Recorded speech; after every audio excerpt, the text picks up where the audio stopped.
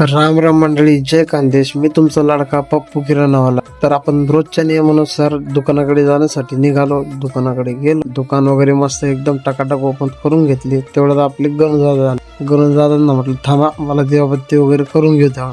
दिवाबत्ती वगैरे केली. तेवढ्यात म्हटलं चला बघूया काम किती काय झालं. तिथं बघितलं, तेवढ्यात दुसरीकडून बघतो तर काय आपले मालक आले. मग पप्पांना म्हटलं तुम्ही दुकान वगैरे सांभाळ, मी जातो म्हटलं सलून दुकानाकडे, मला पाय वगैरे पडून घेऊ दे. तर कसं आहे ना, आई वडिलांची सेवा करायला पाहिजे, कारण की तीरथ धाम आपके चरणों में. काय दुकानावर गेलो, दुकानावर साफसफाई करून दिवाबत्ती वगैरे करून घेतली. तेवढ्यात समोर बग्गी दिसली. म्हटलं अभी आजाद पंछी पिंजरे में कैद होगा. दुकानावर कस्टमर नव्हतं. म्हटलं चला आता दुकानाकडे जाऊ, काय चालू ते बघू. तेवढ्यात बघू समोर बघतो तर काय आपले मालक डायरेक्ट बीमला पाणी टाकत होते. मालकांना म्हटलं तुम्ही राहू द्या, मी टाकतो म्हटलं. मग कसं आहे, तुमचं भाऊ ते भीमांची ताण भागवतो. तेवढ्यात तुम्ही एक काम करा ना, आपल्या पेजला फॉलो करून घ्या आणि लाईक करून 2-4 जणांना शेअर करून द्या. मग काय तेवढ्यात आपले मिस्त्री दादा ते येऊन गेले. म्हटलं मग चला आपण आता किराणा दुकानात जाऊ, तिथं कस्टमर वाट बघताय. हो तेवढ्यात बघतो तर काय त्यांनी सलाय वगैरे बाहेर काढून घेतला आणि त्या सलायांसोबत युद्ध करायचं चालू करून दिलं.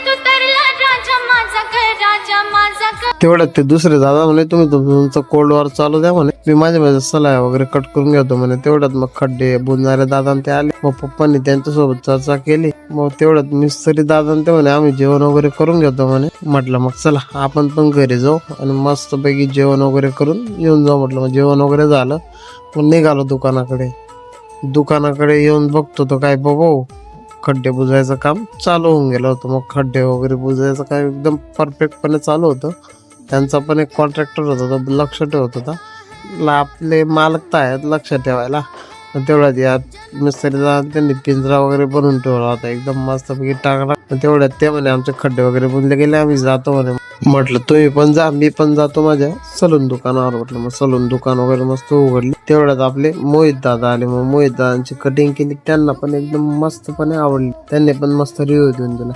तेवढ्यात म्हटलं चला आपला पण फेस खराब होऊन गेलाय. मग फेसला फेस वॉश वगैरे लावून मस्त धुवून घेतला.